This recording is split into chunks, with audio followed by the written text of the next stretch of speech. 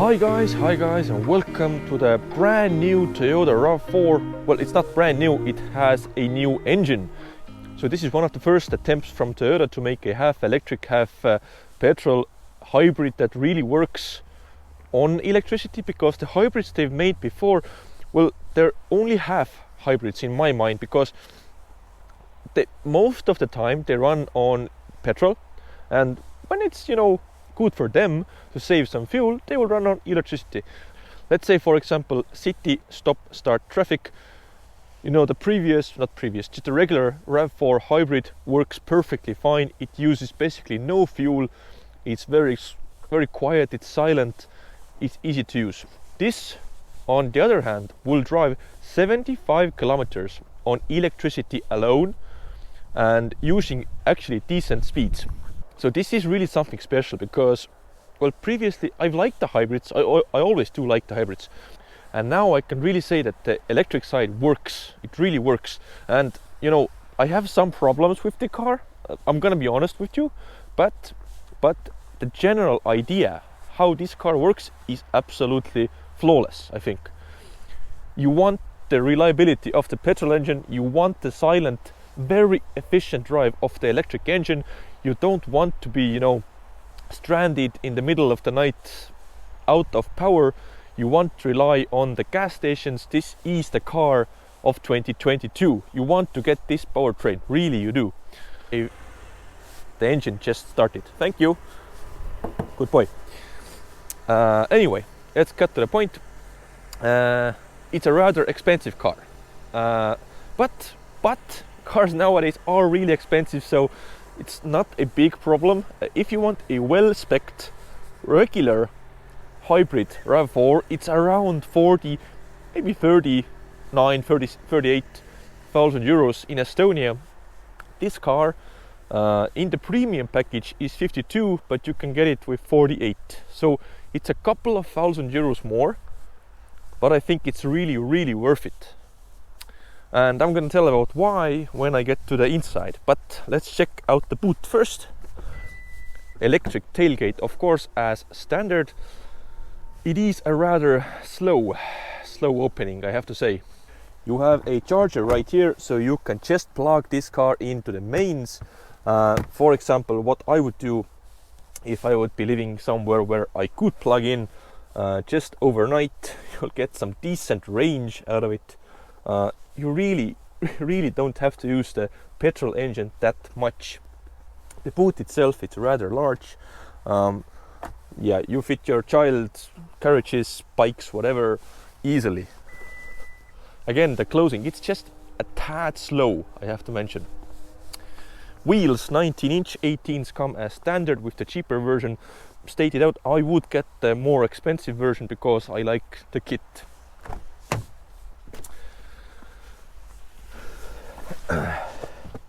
Now, sitting at the back, this is my driving position, and as you can see, there is plenty of legroom. Headroom is good as well. All black interior, very nice and sporty.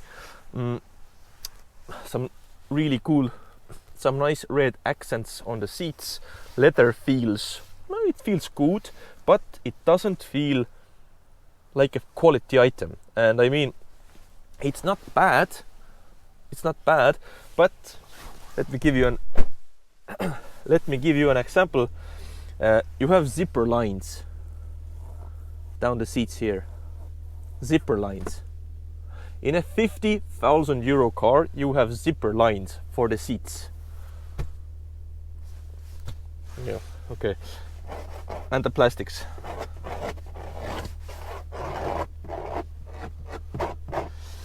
It's a bit bad. It's really can't you make a nicer plastic?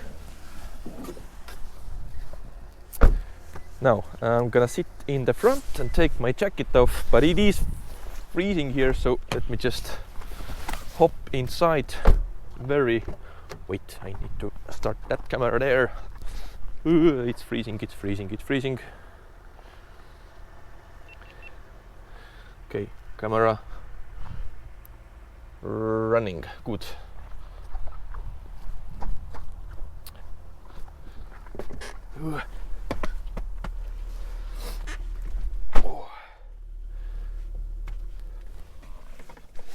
Okay then. So now we are sitting inside, or in the front seat of the RAV4. Let me just turn on the heated seats, the heating steering wheel as well. And we will start off in auto EV mode.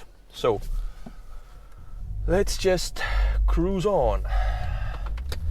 First thing I have to mention, rear view camera. If you get the premium version, you have 360 degrees around the car. So basically what this means, whenever you're in drive, you can push this view button and just, no, how can I make it? Okay. Anyhow, I like the camera, like the idea. This is 2022. Just look at the quality. I could not tell if that was a squirrel or a person behind me or just a patch of snow. It's just, the quality is so bad. I mean, can't you really put some better cameras on it? It's like ridiculously bad. So let's see if this is a fun Toyota. This is, after all, this is a 225 kilowatt four-wheel drive car that does 0 to 100 in 6 seconds. Let me just, I need to be parked. Traction control is now off, and let's see if I can turn stability control off. Yeah, stability is now turned off. So in theory I could make donuts in this car.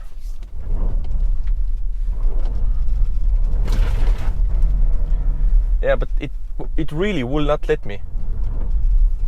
I'm on snow, it's slippery enough, but this is a very front wheel drive biased car, like extremely front wheel drive biased.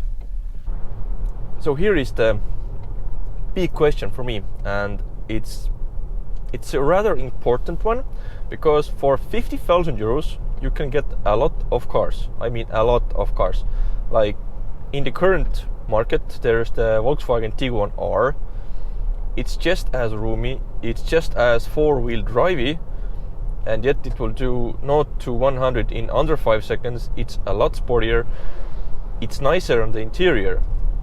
But here is the big but, and it's not the fact that this car has a big butt and it's very heavy, it's the fact that this is a plug-in hybrid.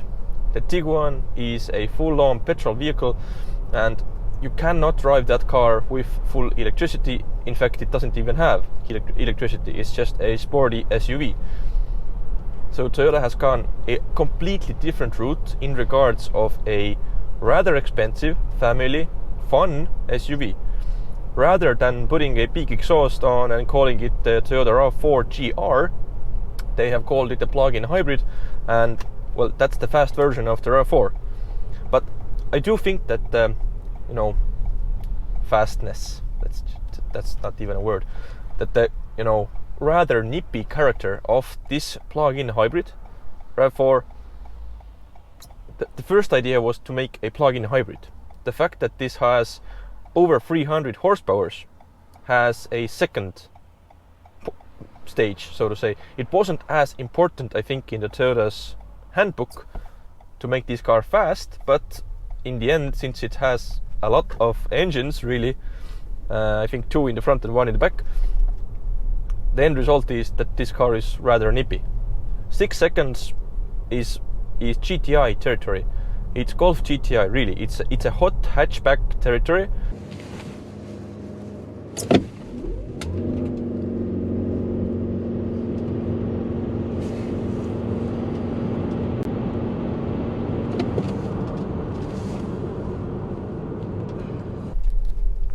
But yeah, all the headlines state that this is a fast Toyota RAV4, it's an interesting Toyota RAV4. It's all wrong, actually. It's none of that, but it is a very good hybrid car. It's a very good hybrid vehicle, i.e. meaning 75 kilometers. You can easily daily this car using electricity alone, no problem whatsoever. And I think Toyota has really nailed this car. In fact, that in the fact that Tiguan R, why I still don't understand that car pretty much. why would you get a Tiguan R if you can get a Golf R that's cheaper, nicer to drive, faster, better looking, and basically as practical as a Tiguan R? So the sporty SUV, if you are not talking, you know, Cayman Turbo or Urus or Stelvio Quadrifoglio, there really is no point in having a fast SUV, because at the end of the day you won't enjoy the drive because it's still very heavy. This car, for example, it's 2 tons, I think, maybe even more. I will add the correct number of kilograms in the screen, but it is a very heavy car, so you will not enjoy the car as much as a sporty hot hatch, and in the end you'll just be paying more for the stuff you won't use. In this car you will be paying for the stuff you will actually use on a daily basis. So really well done there. And regarding the price, I know it's expensive, but 50,000 euros these days, it really isn't much in the car market. If you want a well-spec'd, nice-looking car, preferably a hybrid, there really isn't much to choose from. Really, because all of the nicer stuff is expensive. It really is. And even if you start looking at, you know, more higher version electric cars, BMW, Mercedes, the prices, you know, they climb to 100,000 euros so easily. It's just ridiculous. So as much as I don't like the fact that cars are getting more expensive, I don't want to blame Toyota for making their car more expensive, if that makes any sense at all. So 50,000 you will probably pay with a monthly basis anyway, so let's say 500 euros a month for this car.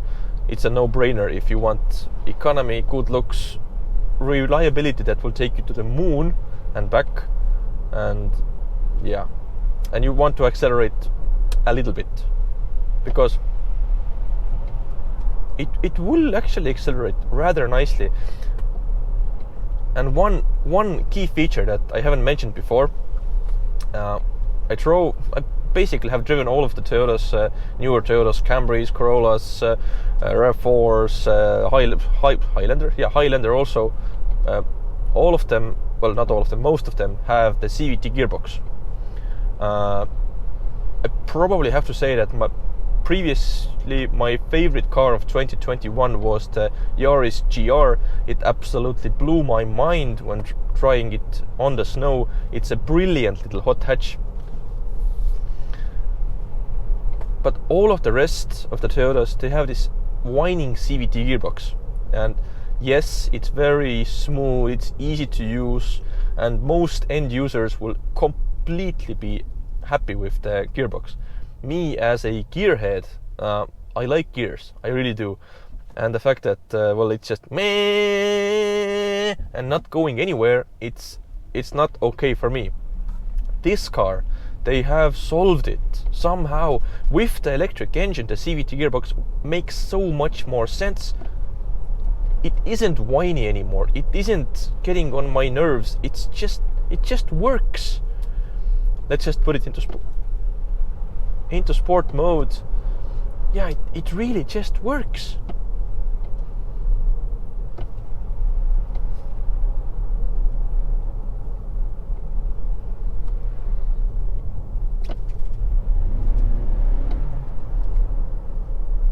Yeah, the CVT is much better in this car somehow than the previous hybrids of Toyota. Driving modes. You have lots of driving modes. Of course, you have EV, which is full electric mode. So petrol engine will kick in if you absolutely floor it, but it will stay in the electric powertrain, let's say 50 to 70% of the throttle range. So it's actually really usable with electricity. Currently it's showing me 50 kilometers of EV range. It's very good, I think, with these conditions, because it's snowy, it's slippery. I have floored it many times even before filming the car. So yeah, 50 kilometers of range, real world range, is really good. Jesus, it's slippery. Okay, so different modes again. So you have EV Auto, which means the petrol engine will kick in a bit sooner. Again, very nice, very nice. And then you have this Eco, Normal and Power. Really cannot tell the difference. Really, it's just the dials glow green, white or red, and maybe the throttle response is a bit better, but in the end it's very hard to tell. What I would do is keep it in normal mode, EV Auto, and this is how the car works best. In these slippery roads, the four-wheel drive system really shows itself and how it works. It's a very front-wheel drive biased car. It's hard to predict what the car will do. It isn't anything like a Toyota GR Yaris, so it's absolutely the opposite of a nice drift car. It's just a very safe car. Yeah. Something is squeaking back there. I think it's my bag, hopefully. I don't know. Anyhow, let's talk about the interior. We have talked about the drivetrain. I really do like the drivetrain. It has really made me like Toyotas much more. Now we have to talk about the elephant in the room, which is the fuel consumption. This is the reason why you would buy this car in the first place, to get a very low fuel economy. Toyota says it's 1 liter per 100 kilometers, and if you use like 50% electricity, 50 petrol, maybe you use on the city more, it's doable. Currently it's showing me 7.1. I really think I can get lower than that, and probably it is doable, but as with a lot of these hybrid cars, the real world range and the real world fuel economy, it really depends so much on how you drive the car. I haven't been economical at all with this car, so really the fact is that you have to drive this car economically to get the most out of it. Very nice village, Uesalo. On the inside, how does this car feel on the interior? Well, it's built to last. Don't mind the squeaking in the back, I think it's my bag. But again, on the inside, it's built like a tank. It's built to last 20-30 years without a problem. A thing that probably will not last 20 years or probably is outdated right now is the screen.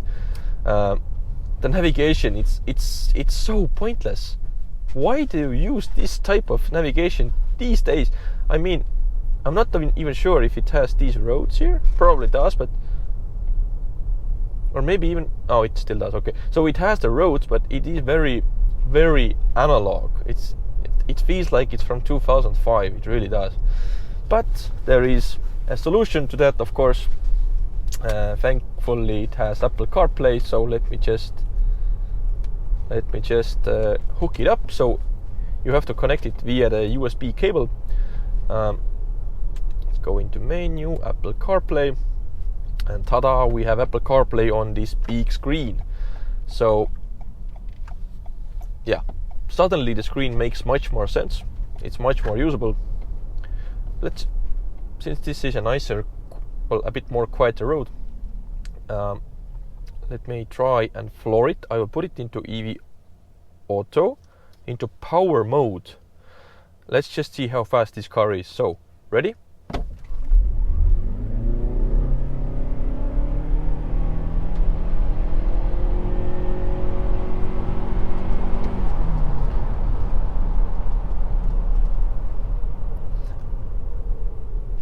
Okay, so it's definitely not like GTI fast or hot hatch fast, but it's decent fast. It's decent fast. Let's put it back into normal EV Auto. Good. So on the power side, that's that. So the screen, it is a bit down on resolution compared to these newer cars from Volkswagen, Renault, and whatnot. But again, it's very fast, it's nippy, it's usable. You have ways, Spotify, Apple CarPlay is very, very good. Thank you for that, Apple, really. All the materials on the inside, it's a bit more on the rugged side. It's not soft leather, soft plastics. It's more built to last, as I mentioned. The downside is that you get these scratchy plastics down here, down here, down here. So it's not the best of the materials, but on the other side, so look, soft leather here, very nice, soft handrest. Seating position is very good. I do like how you drive with this car. Electrically operated seats, heated and ventilated, by the way, for your comfort.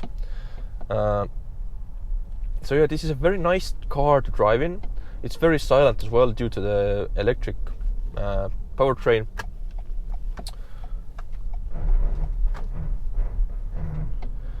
I don't like the stability control. The stability control steps in a bit too much, I think. Yeah. But here I am in a small village in the outskirts of Tallinn, cruising along using only electric power. Just a humming noise as my friend.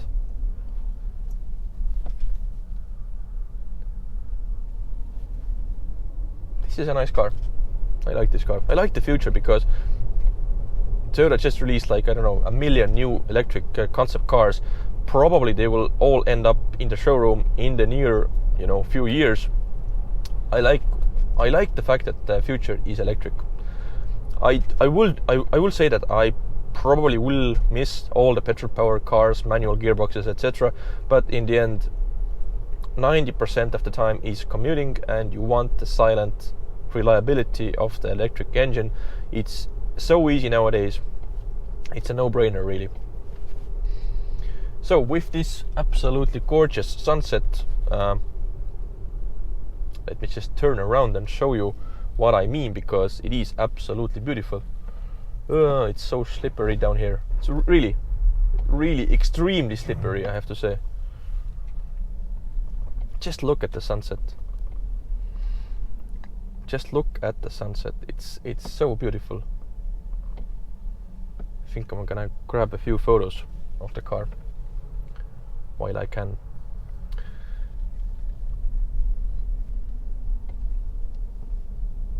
Anyhow, this was my short review of the Toyota RAV4 plug-in hybrid. It's a completely new take on hybrid vehicles from Toyota. Usually they are just, well, I'm not gonna say unusable hybrids, but different hybrids. This is a completely different version, and I absolutely love it. It has some flaws, of course, but what new car doesn't? So if you want a very nice to drive family car that's actually decently fast, it's not shouty at all, why not just buy the RAV4? And thank you for watching. If you liked the video, please do consider subscribing. I would like that a lot. Like the video, etc. And yeah, leave in the comments what car you would like to see in the future. And yeah, bye bye.